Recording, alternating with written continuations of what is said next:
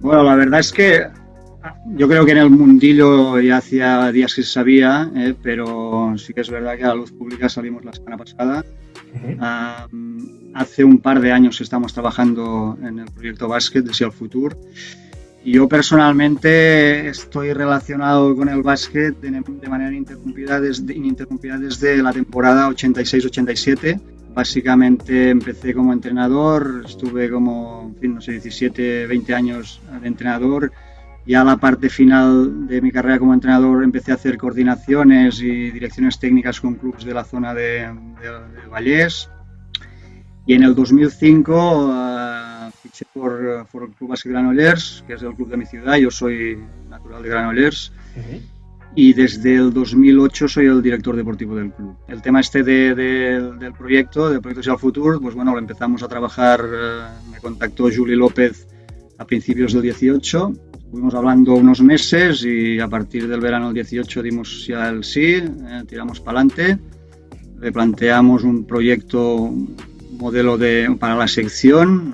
Este modelo fue validado a finales del 18 por el Consell, que entonces ya había de ser el Futur, y a partir de principios del 19, con la idea que teníamos, empezamos a hablar con la gente que podía formar parte de la estructura para poder desarrollar este modelo. La sensación que ha habido estos años es de que lo que ha pasado en el primer equipo ha dependido mucho del entrenador de turno del primer equipo. Al final, el entrenador del primer equipo tiene que ser el escaparate de todo el modelo, ¿no? Es decir, el trabajo que haces en cantera se tiene que visualizar en el primer equipo, y de eso depende mucho del perfil del entrenador del primer equipo.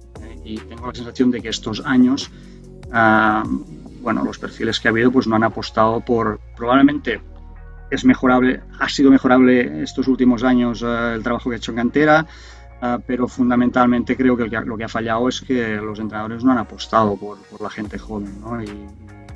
Insisto, en la idea esta del club, todas las piezas tienen que ir alineadas y por tanto el entrenador del primer equipo tiene que ser, evidentemente, el club lo tiene que apoyar, pero tiene que ser valiente. Pienso que ahora, en fin, con estos 4 meses hemos visto claramente que Saruna Jasikevičius es un entrenador valiente, que supongo que además tendrá, él tendrá la confianza del club a nivel de poder ser valiente, porque eso también es importante, pero la sensación es de que ha cambiado mucho en ese sentido en la apuesta por la gente joven. Pues nosotros empezamos a trabajar a principios del 19. La primera figura que cerramos fue la de director de scouting, que para nosotros era fundamental en una estructura de básquet profesional o de club de deporte profesional. Ahora mismo yo creo que el scouting es fundamental. Inmediatamente, yo creo que en el mes de febrero cerramos ya la figura del director de baloncesto profesional, y a partir de esto empezamos a hablar con él de las ideas que teníamos nosotros para las figuras del entrenador del primer equipo, para la figura del entrenador del primer equipo, ¿no? En ese sentido,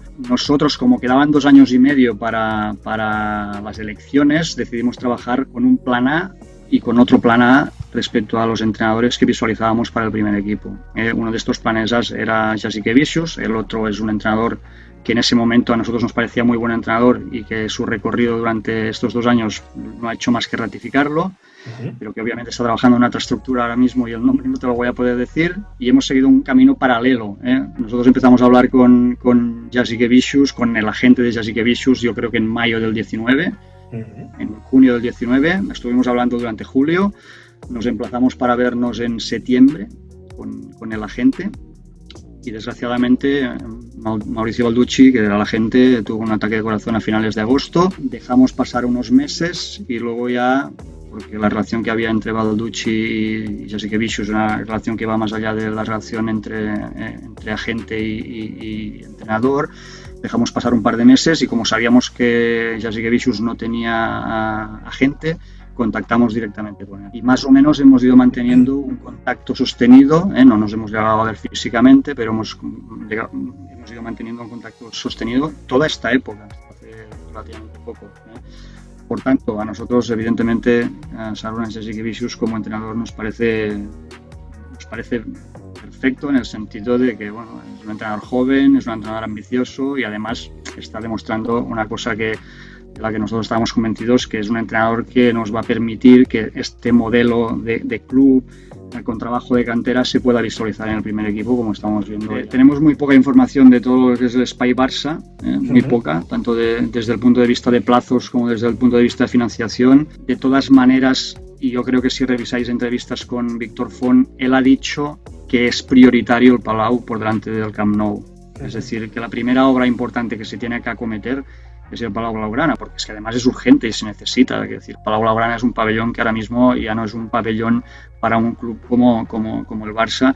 La primera obra que se va a llevar a cabo va a ser el Palau Blaugrana. Incluso se hablaba de tenerlo en un plazo de menos de 3 años.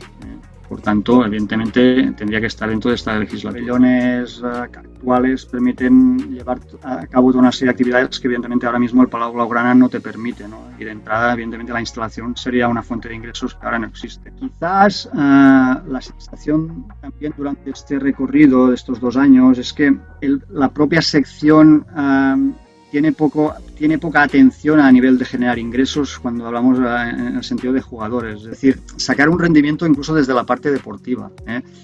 Es verdad que, y Font también incide mucho en esto, que la sección es deficitaria y probablemente lo va a seguir siendo. Es decir, que si nosotros ahora os dijéramos que vamos a entrar y la sección va a dejar de ser deficitaria, en fin, podéis levantar e iros. Pero sí que es verdad que pone Font el ejemplo de que a veces hay sponsors, es decir, que es deficitaria o son deficitarias, pero a veces el balance de ingresos no es justo con las secciones, porque por ejemplo él pone el ejemplo de Beko, que es una empresa turca que probablemente ha estado sponsorizando el club porque el básquet es un deporte muy seguido en Turquía, ¿no? Sí. Y por tanto una parte del ingreso de este sponsor es probable que vaya directamente o sea que se pueda tener gracias al básquet, ¿no? Otra cosa interesante que te decía ahora sí, relacionado con esto de los jugadores, y vuelvo al tema del scouting, es el poder anticipar. Es decir, está muy bien fichar jugadores ya consagrados, pero quizá nos está faltando estos últimos años el ser capaces de fichar jugadores que puedan crecer en el primer equipo y que evidentemente te salen mucho más económicos. Y esa también es una manera evidentemente de ahorrar dinero, ¿no? Los jugadores consagrados tienen de bueno eso, que son consagrados, pero evidentemente desde un punto de vista económico son más caros. Y yo creo que al club, al primer equipo, le ha faltado eso, que hay clubs que llevan muchos años haciendo, y que evidentemente también te reduce el tema de gasto. El proyecto y además es la idea de la cultura de la que venimos nosotros, es tener el básquet femenino en el club. Club como el Barça, siglo XXI, tiene que tener el deporte femenino ya como Fútbol Club Barcelona. Nosotros lo queremos hacer en el corto término, o sea, lo más rápidamente posible. Se tiene que hacer bien hecho. Es verdad que hay un club que ahora mismo lleva los colores del Barça y evidentemente se tienen que hacer las cosas, hablarlo bien, porque además los deportes de sala, los deportes que juegan en pabellones necesitan espacio y por tanto tiene que hacer bien hecho, que sea sostenible y además no tienen que haber diferencias entre los deportes, porque evidentemente sería difícil explicar que trajéramos el básquet y no trajéramos el balonmano, por ejemplo, el balonmano femenino, pero nuestra intención es lo más rápidamente posible